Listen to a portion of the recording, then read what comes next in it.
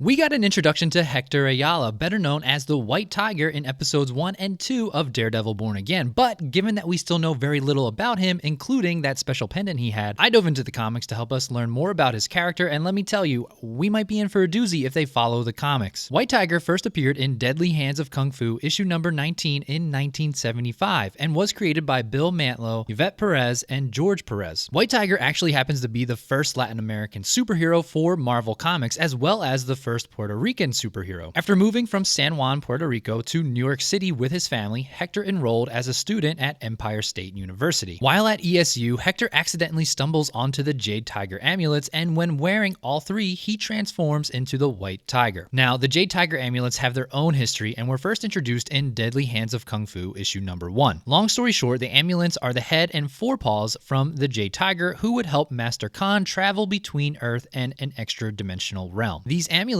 were worn by 3 martial artists who became the Sons of the Tiger. Unfortunately, like all great things, the Sons of the Tiger came to an end and they all just threw their amulets into an alley, which seems like a weird place to put them, but this is where Hector found them. So again, when wearing all 3 amulets, that is when Hector becomes the White Tiger and receives enhanced abilities, including superhuman strength and speed, high levels of skill and knowledge of martial arts, and accelerated healing. However, over time, the White Tiger persona merges with Hector's, and when he's not costume, Hector still retains some knowledge and skill of martial arts. In Daredevil Born Again, we learn a little bit about Hector and that he's currently a pro bono client of Matt's because, well, he killed a cop, although he didn't know that that person was a cop at the time. Regardless, this plot is essentially taken right out of the comics, particularly Daredevil issue number 38 through 40 by Brian Michael Bendis. And big shout out to CJ Wright Stuff on Threads for pointing this out. In that mini arc, we see Matt and Foggy take on Hector as a client after Luke Cage and Iron Fist ask Matt to do so. We learn that Hector was put in jail because he was believed to have killed a cop at a pawn shop. We also learn that Hector and his wife are having marital issues, just like what was shown in episode 2. Unfortunately, in that mini arc, Hector is found guilty by a jury, but while still in the courtroom, he grabs a gun from a cop and tries to escape. But unfortunately, he is eventually shot to death. However, Daredevil finds some of those kids that were there actually robbing the pawn shop. And we learn in this conversation between Daredevil and this kid that he was witness to the actual murder and ends up going to the cops to tell them what actually happened, proving that Hector was actually innocent. Now, if that actually happens in the show, we don't exactly know, but Hector actually did commit manslaughter, but from what we know, he was helping an innocent citizen from some dirty cops. All I hope is that we actually get to see the White Tiger in action at some point. If you want to see more of my thoughts on episode 1 and 2 of Daredevil Born Again, go ahead and check this video out. If you're still here, I truly appreciate it. Make sure you do that YouTube thing, hit the like, subscribe, hit the notification bell so you never miss another video, and until the next video,